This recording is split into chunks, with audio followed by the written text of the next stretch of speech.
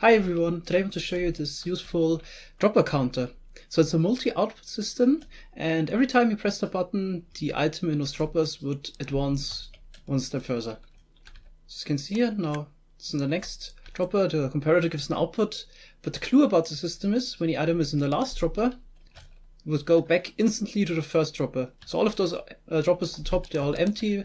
Basically, we have an instant dropper line.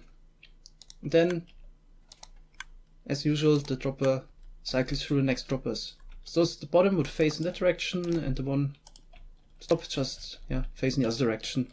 And this utilizes the update order of observers and rails. So we give this rail line a short pulse, and basically the update order goes from the end to the start of the line. So this dropper is activated first, then this one, and so on. That's why the items that would go that direction always just advance by one step. But if they go back, then this dropper is powered first, and then this one, and so on. And that's why the items would go back to the first dropper. So those counters could be useful for a lot of things. One potential use I could think of would be for an input for a 7-segment display. Of course, you have the disadvantage that if you try to power a line of rails, the signal is only propagated 9 blocks long. If you add a 10th rail, it wouldn't get powered by the input in the front. So I made a workaround for this. So there's a simple solution, just adding a repeater in front. And this way you can use this for some decimal applications. So this works the same. The update order of the repeater in front still is good for the observers, and the item sent back to the first dropper. Of course, the system is not locational or directional, ejected. So here I build up the same different direction, and you might also be wondering if you could use redstone dust instead. Nope, this wouldn't work with redstone dust. The update order of redstone dust is directional, locational, and wouldn't work with it.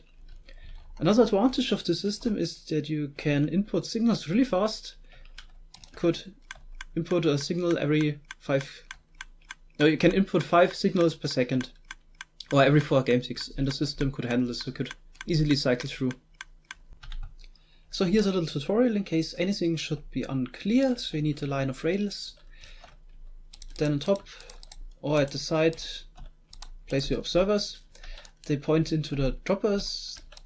They make a closed circuit.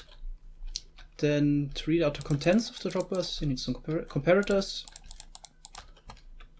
And then to activate those rails, you need a short pulse, which is shorter than 5 game ticks. So you can also use a sticky piston for an observer in front. And you could activate this button, for example. Let's put in one item. And this would be another alternative. So thanks a lot for watching. Have a nice day. Bye bye.